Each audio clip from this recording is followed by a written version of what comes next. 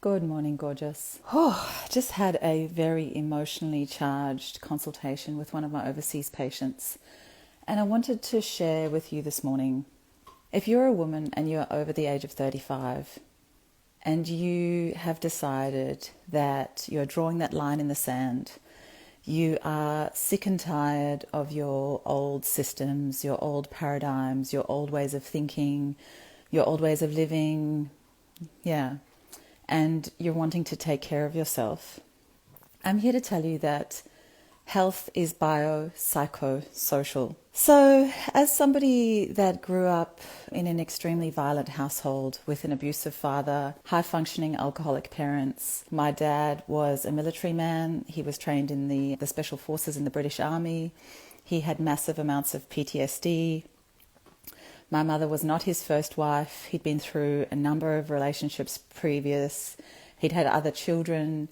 He'd run away from Europe and he'd started a family in Africa. But unfortunately, he must have been in so much pain because he created an environment where it was very unsafe for my nervous system as a little girl growing up in that home. I absolutely loved my father, but he certainly was a Jekyll and Hyde. There would be one moment where he'd take you by the hand and he'd be talking about the fairies in the garden, and the next minute you'd be doing drown training in the pool. And I know that he thought that he was doing the best thing for us, but it was extremely, it was a crazy environment to have grown up in.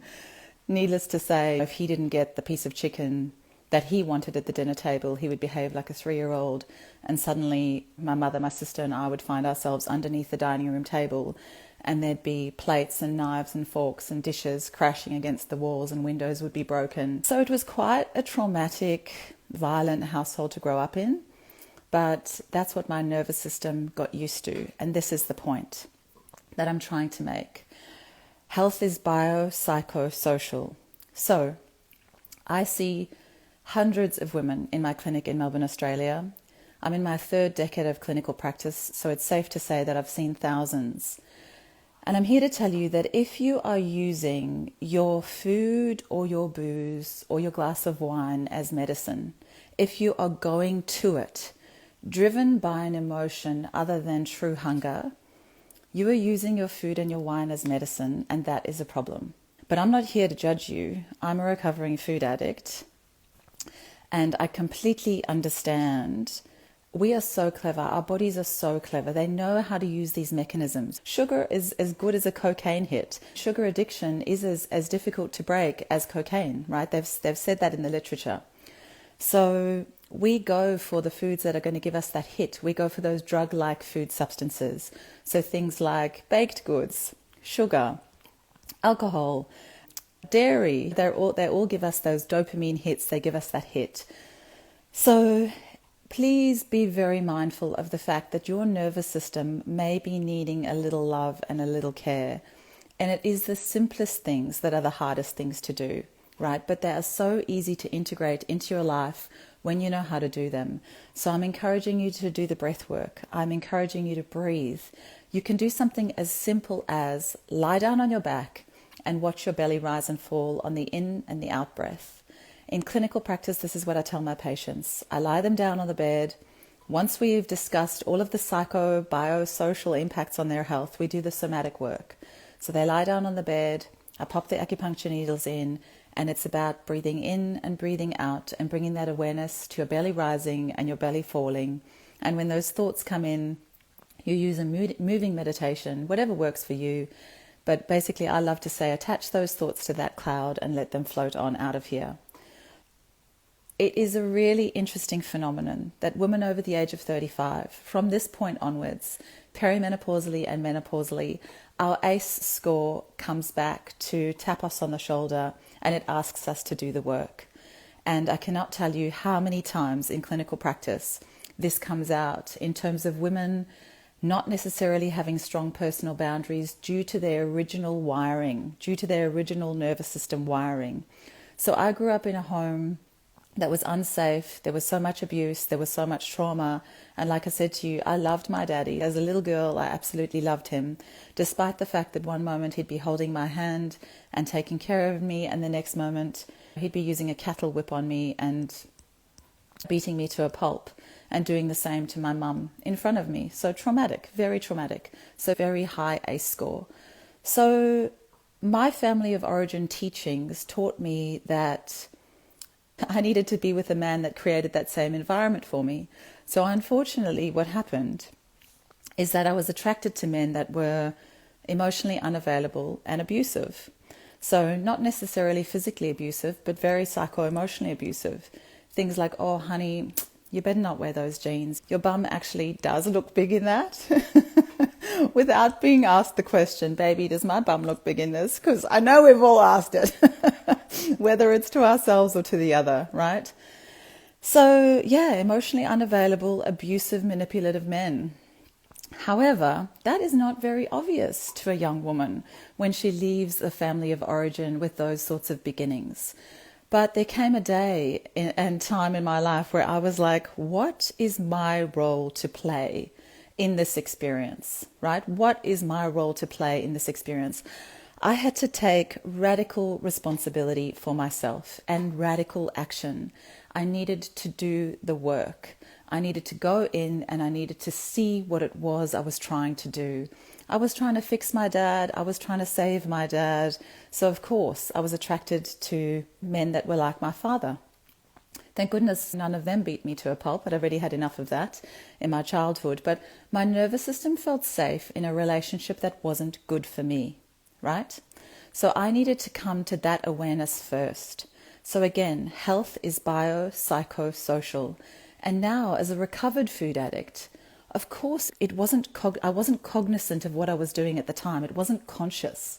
So I would sit on the bed and overeat things like Raisin Bran. Do you know how hard it is to overeat Raisin Bran? That stuff hurts, right? But listen to this. In traditional Chinese medicine, we talk about the fact that our earth element is our gut. So one of the ways that we earth ourselves is to fill that earth element. So this is what I'm talking about when I'm talking about using your food as medicine. So if you're using your food as medicine to feel grounded or to feel earthed, there is absolutely no shame. I'm not here to shame you. I'm just here to say, bring the awareness to the behavior.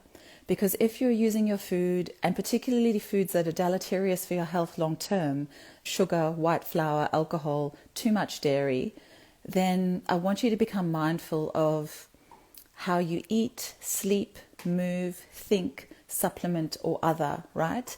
And I want you to think about it. Ask yourself that question before you put anything in your mouth. For the next day, for the next hour, for the next week. Ask yourself, am I hungry? Am I truly hungry? Is this true hunger? And if you're not sure, have a glass of water. Have a glass of water with some salt in it and a little squeeze of lemon and a teaspoon of maple syrup. Make a beautiful electrolyte drink. We know that women over the age of 35 don't have enough electrolytes, and that impacts our energy level. So ask yourself, am I truly hungry? And if you're not, ask yourself the other questions. Ask yourself, am I hungry? Am I angry? Am I lonely? Am I tired? Am I bored? Am I frustrated? Other, right? We are meant to eat, and I know this is a killjoy, right? Nobody wants to hear this. We are meant to eat in order to live. We don't live to eat. And don't get me wrong, I absolutely love food, right? I absolutely love food. And yes, it is a celebration. But I want you to use every single meal as a beautiful, nourishing opportunity. I want you to have a nutrient-dense, rich blood supply. I want you to be getting 1 gram of net protein per kilogram of ideal body weight. I want you to eat all your greens and I want you to eat all of your vegetables. And after you've done that, then you can have your treat. But don't go to your food as medicine. Please, I am your wellness advocate. And I'm here to say to you that once you get a grip on your biochemical information after thorough testing, your psycho-emotional impact on your health, after doing the work, after going to counseling, after taking radical responsibility for your choices and understanding where they come from and how you make the choices you do, whether they are conscious or subconscious choices, whether they are nervous system related choices. We know that if we have an inflammation in our gut, we have an inflammation in our mood and our mind. And we know that if we have an inflammation in our mood and our mind, we have an inflammation in our gastrointestinal tract. And believe it or not, there are a couple of things that can actually drive your hunger. If you have that inflammation in your gastrointestinal tract, that can cause stomach heat and it can cause excessive hunger. If you've been addicted to sugar and you've been using it as medicine for a really long time, unbeneficial bacteria feed on sugar. So the unbeneficial bacteria in your gastrointestinal tract are in control. They are other than you. Believe it or not, there are more other cells in your body than there are you cells. So the unbeneficial bacteria are so clever, they can actually call out for their food source. So they call out for more sugar and they call out for white flour. So sometimes I'd like you to take a bird's eye view and just ask yourself, is this craving me or is this craving other? Quite often we crave things because we have a trace mineral nutrient deficiency or a macro or a micronutrient deficiency. So it is so important to nourish your beautiful incubator. This is your incredible human incubator that houses that incredible soul, that houses that incredible nervous system, that learned all of those ways in the world from your family of origin. The way you think about yourself creates your reality. And the reality that you came from to begin with, you were potentially not in control of because you were a little girl, right? Or a little boy. So you didn't have the control over that environment and your nervous system got used to it. So just because you learned certain things in your family of origin, it doesn't necessarily mean that they are good for you or that you choose them. So my personal example, my father was abusive. He was in pain. I don't blame him at all. I absolutely forgive him. Nobody wants to be the deficient donkey, right? Nobody. If they could really see their behavior, they would not choose to be that human being. They wouldn't, because they would have the ability to see, they would have the enlightenment, they would have the understanding. It's just not on their radar. But what I encourage you to do today as a woman over the age of 35 is I want to encourage you to bring into your awareness the choices you're making and how your personal reality is creating your personality and therefore your experience of life. And I'm also here to tell you that you can change it. You can start to make choices that are better for you. You can start to bring the awareness to why it is you make the choices you do, and you can change those. In the meantime, focus on your nutrition, focus on taking care of yourself. Think very carefully about what you eat, how you sleep, how you think, how you move, how you supplement, your self-talk. Every single cell in your body is listening, right? So every time you look at your body, and I'm somebody, recovered food addict now, I'm so delighted to say, but I still have extreme body dysmorphia. So every time I look in the mirror, if I say, oh, I can't stand my knees, or oh, I can't stand my elbow, whatever it is, because that body dysmorphia comes up, I try to catch myself and I say, thank you so much for my beautiful functional body. I'm not in a wheelchair. I can do all of the things. So I am so grateful that I have this incredible functional body that allows me to have this beautiful human experience. So many people talk about self-love. And as a practitioner in her third decade of clinical practice, I can often tell you that when women come to me, that concept is too far away. It feels too far away. And I can tell you that from my own experience, when I was obese and I had cystic acne and I was a food addict and I was trying to numb my feelings of pain because I'd come from an extremely dysfunctional, violent, traumatic household and been dumped in a boarding school and left to my own devices because my parents didn't have any other option to them at that point in time with the information that they had at the time. And again, no judgment and lots of forgiveness and lots of love. But the thing that we forget about with regards to our parents, and we've got kids too, is that it's their first time around perhaps. Like, this is the first time they're here and making these decisions too. Absolutely no judgment. And as Eckhart Tolle talks about the fact that the addict is just trying to move away from pain. So when you see an addict, whether they're a food addict or a shopping addict or an alcoholic, I want you to think about that person's inner child. I want you to think about yourself at 5 or 6 or 7 years of age, doing the best that she could with the nervous system that she had and the personal reality that was handed to her by her traumatic experiences. That's the little girl that needs you to be kind and to be gentle and to remother. She needs you to nurture her. She needs you to take in a nutrient-dense, rich blood supply so that her energy levels are there for her, so that her mind and her mood and her gut and her brain and all of her hormones are working abundantly.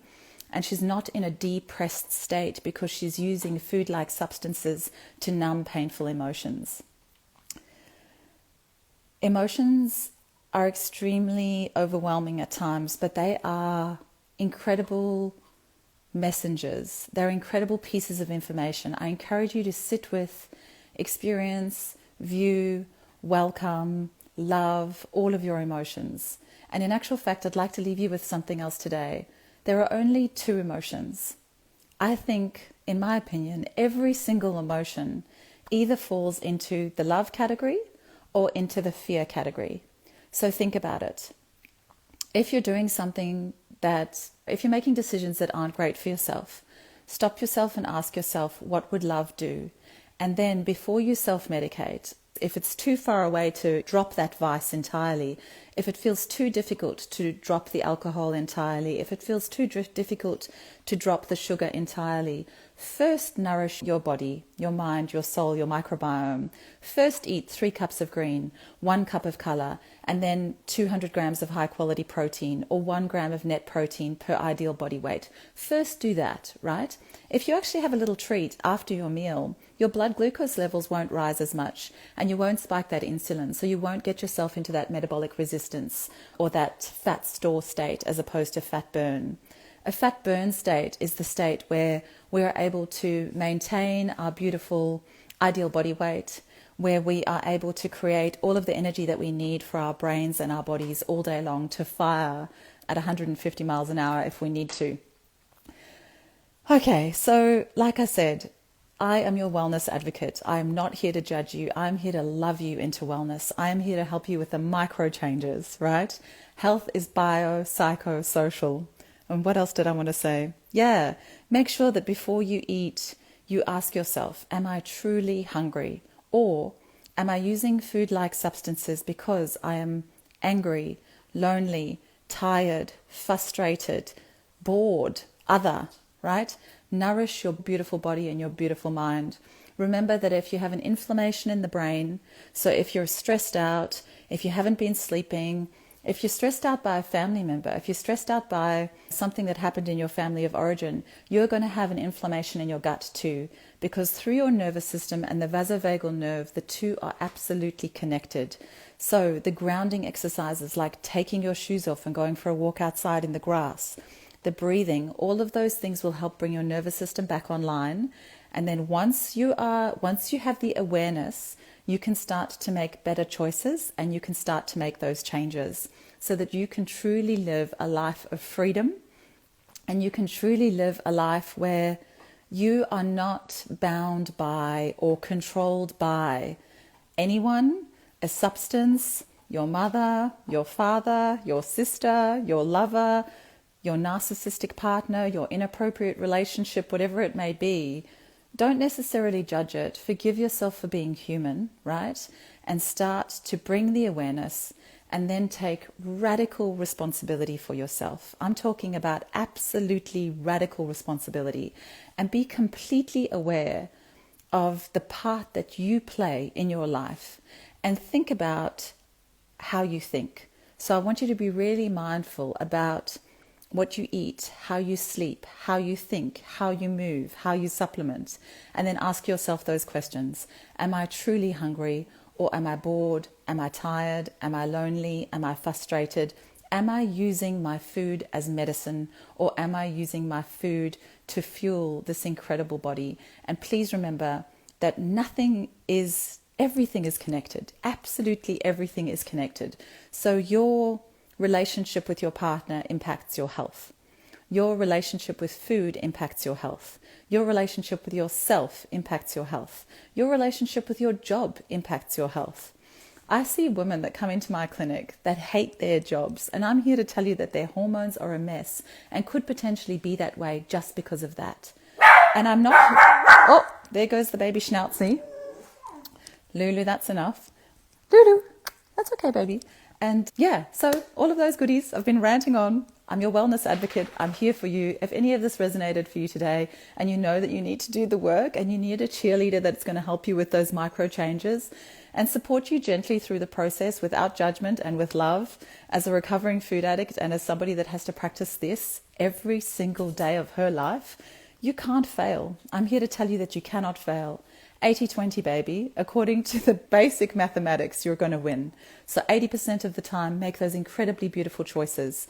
Have the 3 cups of green, the 1 cup of color, the 200 grams of high quality protein, right? And then 20% of the time, your body can handle those party substances and those party foods. I also live a very practical life, I'm here to tell you.